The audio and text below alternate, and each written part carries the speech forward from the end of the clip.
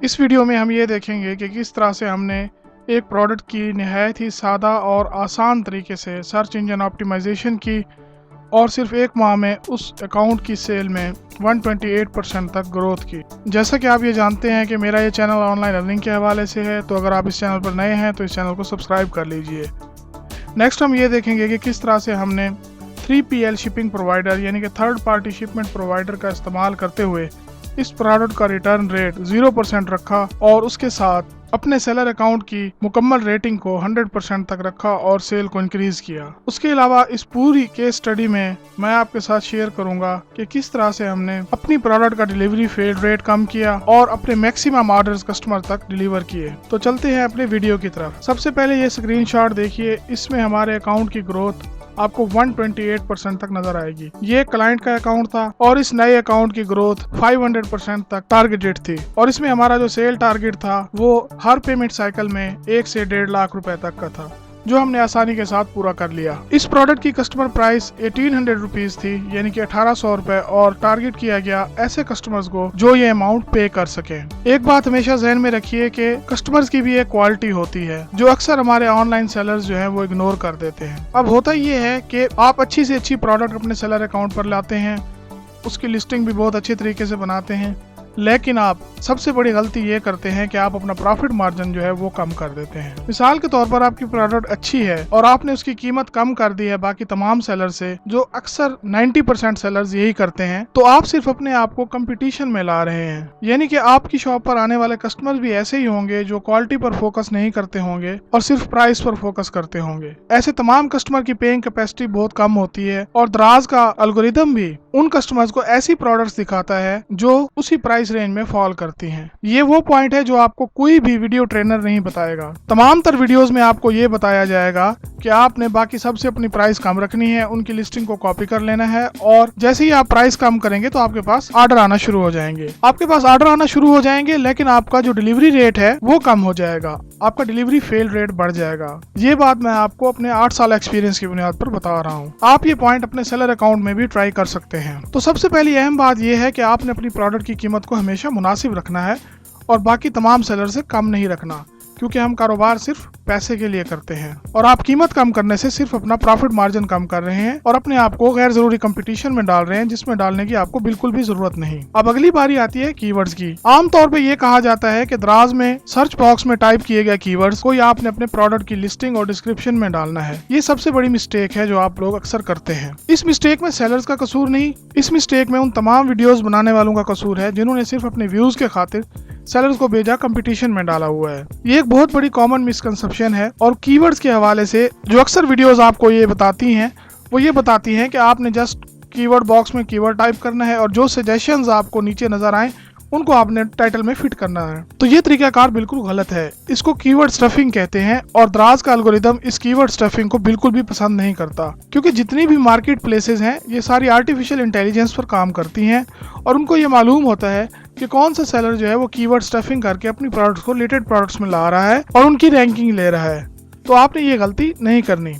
ऐसे तमाम भाई जो सर्च इंजन ऑप्टिमाइजेशन को समझते हैं वो ये यकीनन समझ गए होंगे कि मैं किस चीज की बात कर रहा हूँ। कीवर्ड स्टफिंग को ना ही सर्च इंजन लाइक करते हैं और ना ही ई मार्केट प्लेसेस लाइक करती हैं, और ये कीवर्ड स्टफिंग जो है ये आपकी प्रोडक्ट की रैंकिंग को बेहद मुतासिर करती है। कीवर्ड स्टफिंग की बजाय अगर आप बायर कीवर्ड्स पर फोकस करें और बायर की बाइंग अप्रोच को फॉलो करते हुए कीवर्ड्स का इस्तेमाल करें तो वो ज्यादा बेहतर होगा। आइए अब हम कीवर्ड्स का इस्तेमाल देखते हैं। मिसाल के तौर पर आपने वो तमाम कीवर्ड्स जो बायर सर्च करते हैं उनको इस्तेमाल करते हुए आपने प्रोडक्ट टाइटल बनाया है, तो वो आपके लिए इतना ज्यादा बेहतर नहीं होगा।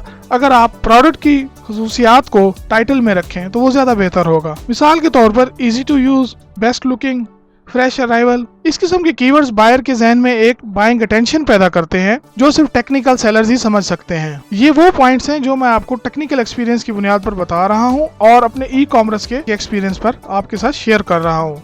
आपको एक बात जहन में रखनी है कि आपका मकसद प्रोडक्ट की सेल है, ना कि प्रोडक्ट को रैंक करना। आप अपने प्रोडक्ट को चाहे जितना ज्यादा रैंक कर लें, अगर आप उसको सेल नहीं कर पाते तो आपकी तमाम तर रैंकिंग का कोई फायदा नहीं। तो प्रोडक्ट की रैंकिंग की बजाय आप प्रोडक्ट की सेल पर फोकस करें और ये बात ध्यान में रखिए कि प्रोडक्ट हमेशा वही सेल होती है जो बेस्ट रैंक होती है और जो बेस्ट रैंक होती है उन पर सबसे ज्यादा बाय नाउ का बटन चलता है। मिसाल के तौर पर आपकी प्रोडक्ट 100 प्रोडक्ट से रिलेटेड कीवर्ड्स में ऐड है, लेकिन अगर आपको बाय नाउ का बटन नहीं मिल रहा या कस्टमर उसको परचेज नहीं कर रहा तो उस रैंकिंग का कोई फायदा नहीं। बाय नाउ बटन के बारे में सारी फिलॉसफी सिर्फ और सिर्फ एक चीज पे डिपेंड करती है, जो मैंने इस चैनल की एक वीडियो में शेयर कर दिया है। आप मेरे चैनल पर वो वीडियो देख सकते हैं। लिहाजा ऐसे तमाम भाई जो इस वीडियो में लोगों को प्रोडक्ट रैंकिंग का चक्कर देते हैं, तो वो बराह करम ऐसी मालूमात फराहम ना करें ताकि सेलर्स भाइयों का वक्त खराब ना हो। तो चलते हैं अपनी प्रोडक्ट की तरफ। इस प्रोडक्ट की रैंकिंग के लिए जो हमने एसईओ मेथड यूज किया, वो हमने इंतहाई अननोटिसेबल कीवर्ड्स और अनअज्यूमिंग कीवर्ड्स यूज किए, और हमने प्रोडक्ट की रैंकिंग के लिए ओरिजिनल प्रोडक्ट्स इमेजेस का इस्तेमाल किया, यानी कि किसी और सेलर्स की लिस्टिंग को हमने कॉपी नहीं किया। और इस प्रोडक्ट की जो डिस्क्रिप्शन है वो मैन्युफैक्चरर स्पेसिफिकेशन के मुताबिक ही लिखी गई। सबसे पहले हमने इस प्रोडक्ट के पोटेंशियल बायर्स को समझा, यानी कि इस प्रोडक्ट के पोटेंशियल बायर्स कौन से हैं और उनके माइंडसेट में क्या सवालात चल रहे होंगे इस प्रोडक्ट के हवाले से। हमने ये समझा कि इस प्रोडक्ट की जो मार्केट है वो किड्स की है और इनके में बाइंग डिसीजन मोस्टली जो है वो मदर्स का होगा, और लेस कॉमनली फैमिली के तमाम पार्टनर्स इस डिसीजन में इन्वॉल्व होंगे, यानी कि जो बाइंग डिसीजन होगा उसमें कौन कौन इन्वॉल्व होगा। उनके माइंडसेट के हवाले से हमने इस प्रोडक्ट की लिस्टिंग तैयार की। उसके बाद हमने अपना डिलीवरी फील्ड जो है वो 10% तक रखा। 10% तक रखने की वजह ये थी कि हमारा प्रोडक्ट के ऊपर शिपिंग कॉस्ट जो है वो सबसे ज्यादा कम आए। तो उस डिलीवरी फेल रेट को कम करने के लिए हमने सिर्फ और सिर्फ एक पैकिंग मटेरियल का इस्तेमाल किया जो श्रिंक रैप था।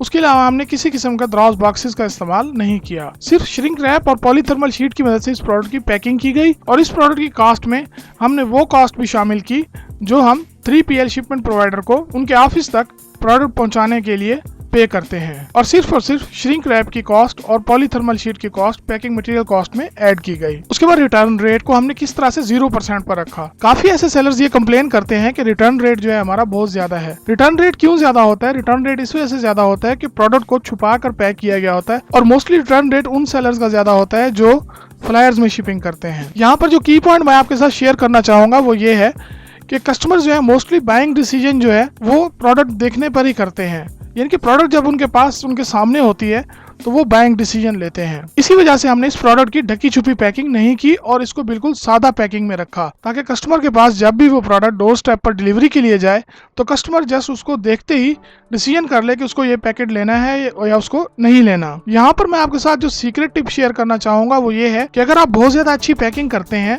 अपनी प्रोडक्ट की और उसको टोटली कवर अप कर देते हैं, तो ये बात ध्यान में रखिए जो 3PL शिपमेंट प्रोवाइडर हैं वो कस्टमर से 100-50 लेकर आपकी की गई सारी पैकिंग को खोलकर बायर को दिखा देते हैं और दोबारा उसके ऊपर टेप रैप करके आपको वापस भेज देते हैं।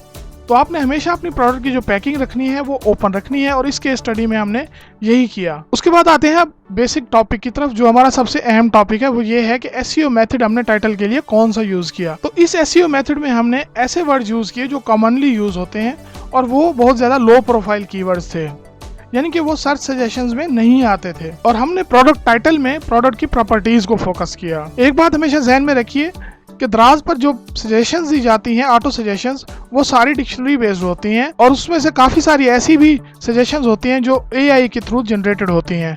तो आपने इस बात का ख्याल रखना है कि आपने टोटली ऑटो सजेशंस पर फोकस नहीं करना, बल्कि उन तमाम कीवर्ड्स को माइंड स्टॉर्मिंग करते हुए इस्तेमाल करना है जो आपके जहन में उस प्रोडक्ट के हवाले से आए हैं। तो चलते हैं अपनी उस प्रोडक्ट की तरफ और मैं आपको दिखाता हूँ कि वो प्रोडक्ट क्या थी। तो ये हमारे पास एक किड्स टेबल है जो बेसिकली बच्चों की स्टडी के लिए इस्तेमाल होती है। ये आपने दराज पर पहले भी देखी होगी और ऑनलाइन काफी सारे सेलर्स इन्हें अपने ई-कॉमर्स स्टोर्स पर भी सेल कर रहे हैं, लेकिन हमने उन तमाम ई-कॉमर्स सेलर्स और फेसबुक सेलर्स या व्हाट्सएप सेलर्स से अच्छी प्राइस पर इस प्रोडक्ट को दराज पर सेल किया, जो एक बहुत बड़ी अचीवमेंट है। सबसे पहले इस प्रोडक्ट सिलेक्शन में हमने ये देखा कि इस किस्म की कौन सी प्रोडक्ट्स दराज पर मौजूद हैं। वो तमाम प्रोडक्ट्स जो दराज पर मौजूद थी हमने उनकी एक लिस्ट बनाई और उनकी तमाम तर पिक्चर्स को हमने प्रिंट आउट ले लिया। उसके बाद इस प्रोडक्ट सोर्सिंग के लिए हमने इस प्रोडक्ट के मैन्युफैक्चरर से राब्ता किया और उनको ऑर्डर दिया कि वो हमें एक यूनिक प्रोडक्ट जो है वो प्रोवाइड करें।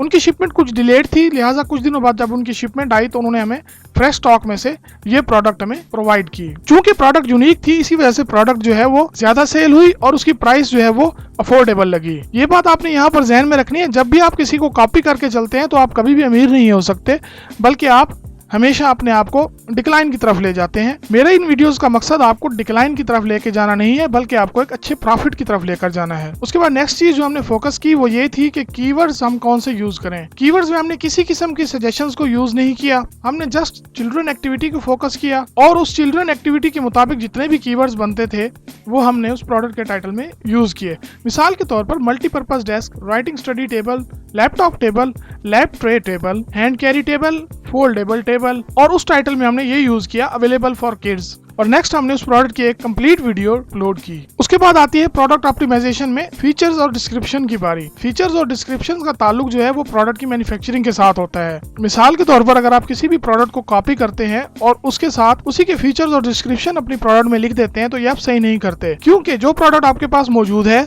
वो प्रोडक्ट उस प्रोडक्ट से डिफरेंट हो सकती है जो एक सेलर ऑलरेडी बेच रहा है। हमने यहाँ पर ये स्ट्रेटजी इस्तेमाल की कि हमने प्रोडक्ट के फीचर्स को एज ए बेनिफिट लिस्ट किया और कस्टमर की माइंड के साथ चलते हुए हमने एक बाइंग साइकिल जो है वो इनिशिएट किया। मिसाल के तौर पर इस प्रोडक्ट का हमने कलर जो है वो यूनिक रखा और टाइटल में ही मेंशन कर दिया कि लिंडन ग्रीन कलर। एक बात हमेशा ध्यान में रखिए कि हमेशा शॉर्ट और कंसाइज डिस्क्रिप्शन लिखिए। जितनी ज्यादा आपकी डिस्क्रिप्शन लेंथी होगी उतने ज्यादा कस्टमर के जहन में सवालात पैदा होंगे, और जितने ज्यादा सवालात पैदा होंगे उतने ज्यादा सवालों का जवाब अगर कस्टमर के जहन में नहीं आता तो कस्टमर कंफ्यूज हो जाएगा, वो आपकी प्रोडक्ट को छोड़कर चला जाएगा।